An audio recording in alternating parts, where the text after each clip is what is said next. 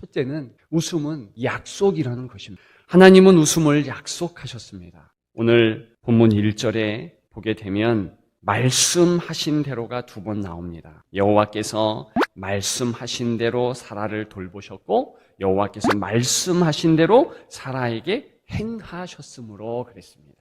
2절에는 하나님이 말씀하신 시기가 되어 그랬습니다. 무엇을 말씀하셨습니까? 아들을 낳고 그 아들을 통해서 웃게 하신다는 약속 아니겠습니까? 창세기 17장에 아브라함은 하나님의 약속을 듣습니다. 그러나 믿지 않아요. 그래서 17장 17절에 보면 이 아브라함이 하나님이 말씀하신 것에 대해서 엎드려 웃었습니다. 마음속으로 이르되 100세 된 사람이 어찌 자식을 낳을까?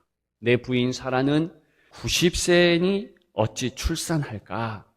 이렇게 웃었다는 것입니다. 사실은 비웃은 것이지요. 18장에 보면 부인 사라도 똑같은 모습을 보였습니다. 12절에 사라가 속으로 웃고 내가 노쇠하였고 내 주인도 늙었으니 내가 무슨 즐거움이 있으리요.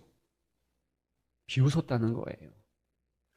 선포된 하나님의 약속의 말씀을 그릇 생각했다는 것 아니겠습니까? 그런데 오늘 6절을 보십시오.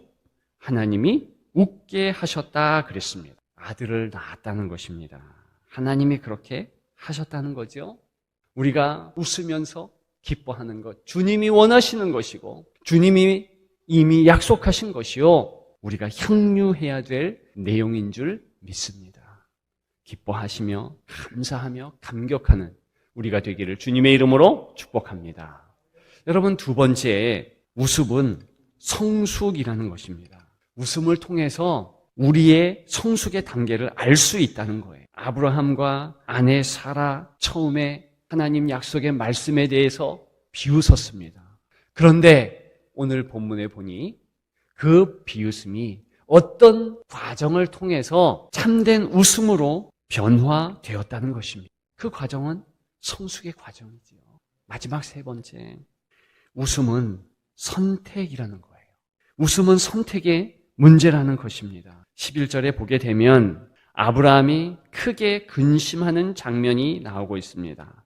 아브라함이 그의 아들로 말미암아 그 일이 매우 근심이 되었더니 10절에 보게 되면 사레가 이제 여종에게 낳은 아들 이스마엘을 쫓아내라는 거예요. 여종 하갈과 더불어서 이스마엘을 나가게 하라는 거예요. 그래서 아브라함이 고민했다는 거예요. 이 장면은 비단 한 가족의 복잡하고 일그러진 가족사를 말하는 것이 아닙니다. 특별히 아브라함이 이삭을 선택하고 하갈과 그의 아들 이스마엘을 이제 내보냈다라는 것은 영적인 선택의 영역을 강조하기 위해서 있다는 것입니다.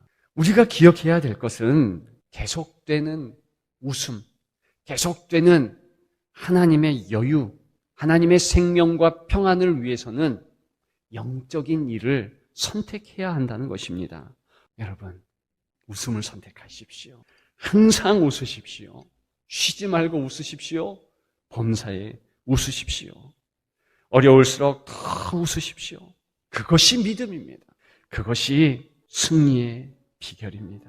웃음이 이깁니다. 그런 여러분들 되시기를 주님의 이름으로 축복합니다.